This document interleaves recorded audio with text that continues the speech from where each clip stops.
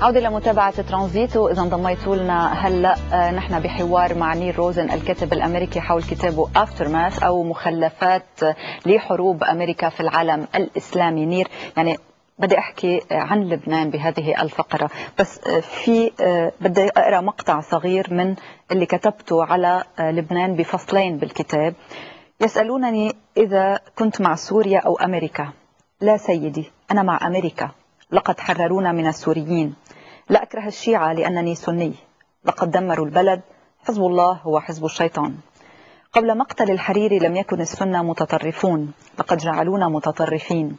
الشيعة يكرهوننا ويريدون أن ينتقموا بعد مرور أكثر من 1000 عام.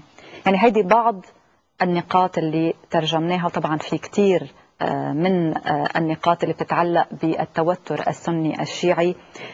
لما بنقرأ بكتابك بالفصل إذا بدنا نلخص مخلفات الوجود الأمريكي على العراق ولكن بلبنان هذه المرة، هل هي واضحة برأيك؟ يعني هل هو استنفار سني شيعي؟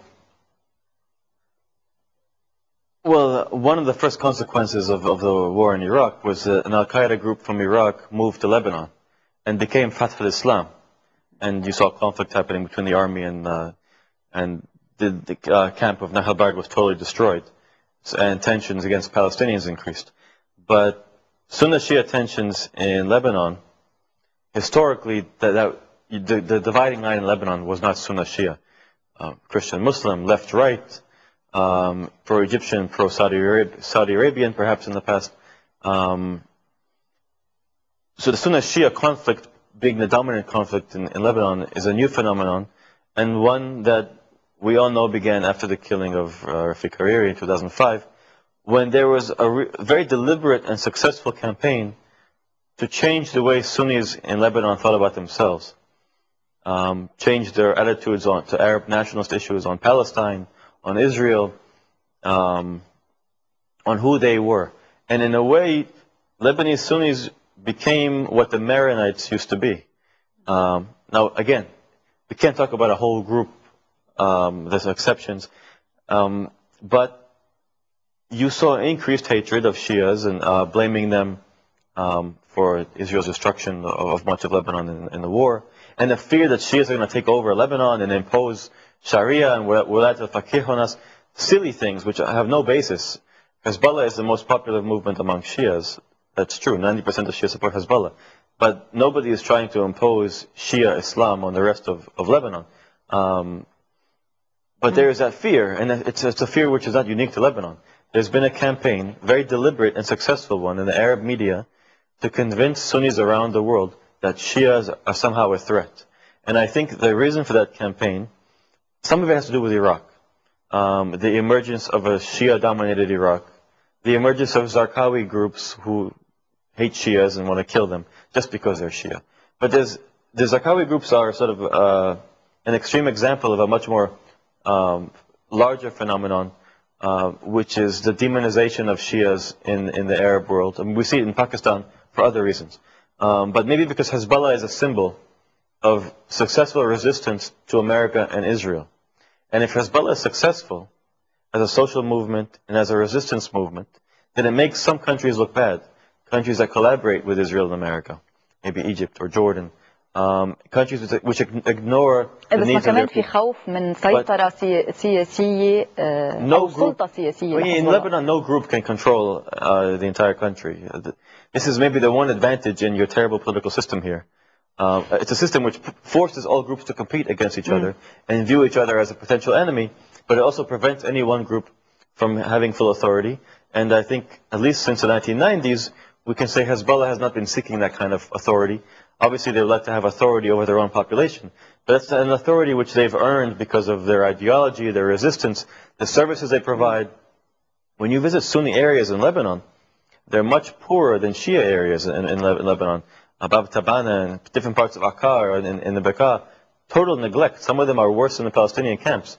It's almost as if, despite the fact that Sunni leaders have billions of dollars, they have not invested in their community the way that Hezbollah has in the Shia community. But to go back to what I was saying, I think one reason why Sunni-Shia tensions have spread, there are many reasons. Rafiq Hariri became a Sunni symbol after he was killed. I think when he was alive, people didn't see him as a Sunni symbol. He was made that through a very intensive propaganda campaign. Just like Saddam in 2006 was made into a Sunni symbol after he was killed. And people began to see the conflict here as if there was some greater Sunni-Shia conflict, because Shias happen to be dominant in Iraq now, thanks to the American invasion, which has now, of course, made Iran more influential in the region because Saddam has been removed. But it's wrong to see a direct connection between the emergence of Hezbollah as a popular symbol. But if you want to weaken Hezbollah, if I am a dictator in the Arab world, if I want to weaken Hezbollah, Hezbollah makes me feel insecure because I collaborate with America. I collaborate indirectly with Israel. I cannot attack Hezbollah as a resistance movement because it's very popular in the Arab world. I have to attack them as a Shia movement, as somehow portray them as being loyal to Iran, not real Arabs, because Hezbollah's existence as a successful model to resistance, and also as a democratic movement which provides for its people. How many movements do we have in the Arab world which actually talk about injustice and poverty and try to address the needs of poor people? Very few, unfortunately. So Hezbollah makes some leaders in the Arab world feel insecure, and the only way they can undermine it is through this increase of sectarianism, warning about the Shias are coming, the Shias are going to convert us, and it's based on nothing. It's a total fantasy, especially here in Lebanon. In Iraq, there were Shia militias killing Sunni civilians, as we know. Although that was a response primarily to the emergence of Zarqawi and these Sunni terrorist groups who were killing Shia civilians in mosques and in markets and other places. The Shia militias in Iraq initially were not killing Sunnis. It was a response to the Zarqawi phenomenon. نير يعني طبعا في تفاصيل كثير العلاقه بالكتاب يمكن بدها ساعات لحتى نحكي عنها، بس دائما بالموضوع اللبناني العراقي كثير بالسنوات ما بين 2003 و2007 كتب كثير عن لبننة العراق وعرقنة لبنان. يعني صراحة ما بعد لحد هلأ غير واضحة كيف انطلقت هذه الفكرة. وأنت أيضا على خط يعني بيروت بغداد، كيف بتوصف الدور، يعني دور لبنان كمنصة لإطلاق الجهاديين إلى العراق، من ثم لا تتحدث عن دور دمشق اللي هي بين بغداد ولبنان ودورة بمرور هؤلاء عبر الطريق السوري. Well, Lebanon was not the primary origin of the Al-Qaeda Zarqawi-inspired fighters who went to Iraq, but it was a very key point. There was a smuggling network. I mean, historically, the Bekaa Valley has been important for smuggling of anything because of the border with Syria and the mountains. It's easy. It's an ideal smuggling point. And you saw, beginning in 2003, fighters being smuggled into Iraq. Obviously, for the first 2 years, it was pretty easy. The Syrians, for the first year, I think maybe were even welcoming fighters going into Iraq before Al-Qaeda became a problem for the Syrians themselves, and they faced American pressure as well. But even if they had wanted to prevent it, you can't in these big borders. The Americans know this from their experience in Mexico. So you had Palestinian fighters. They can't fight their main enemy, which is Israel, because they have no access. Unfortunately, one group dominates resistance to Israel, so the Palestinians are forced to look elsewhere. And their one option was Iraq. In part because of pressure Palestinians felt here, because they were Sunni Muslims, they will never be, the Tawteen will never occur because Palestinians are Sunni Muslims, or Muslims. So this sort of forced them in response to view themselves primarily, some groups, primarily as Muslim, less so as Palestinian, and to view themselves as part of a greater Muslim community, and identify with the jihad happening in Iraq. You had this smuggling route already in existence, and it was used as well to smuggle weapons and fighters, not just Palestinian, Lebanese from the north, from the Bekaa, even in 2003. In June 2003, there was a battle in Arawa, in the Anbar province, and the Americans killed, I think, about 70 fighters, most of them foreign fighters. At least 2 of them were Lebanese from the Bekaa. So this smuggling route was very important. Some people from Ain Helwa and other camps, and also Lebanese from Tripoli, from Akkar, Majd al-Anjar, became an important center.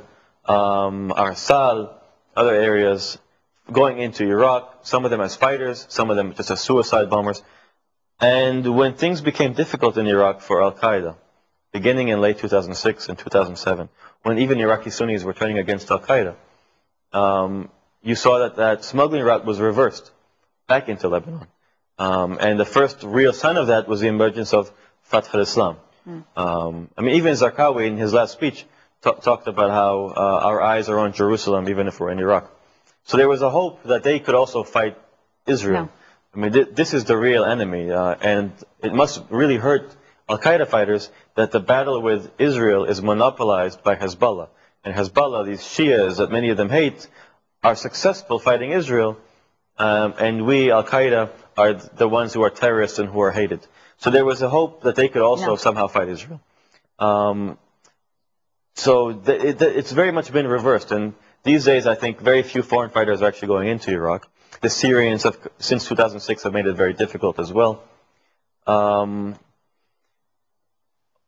there's also a Sunni Shia battle happening here, and there have been groups in Lebanon which are hoping to use some of these fighters. I mean, as we all know, historically, Sunnis in Lebanon didn't have their own militia.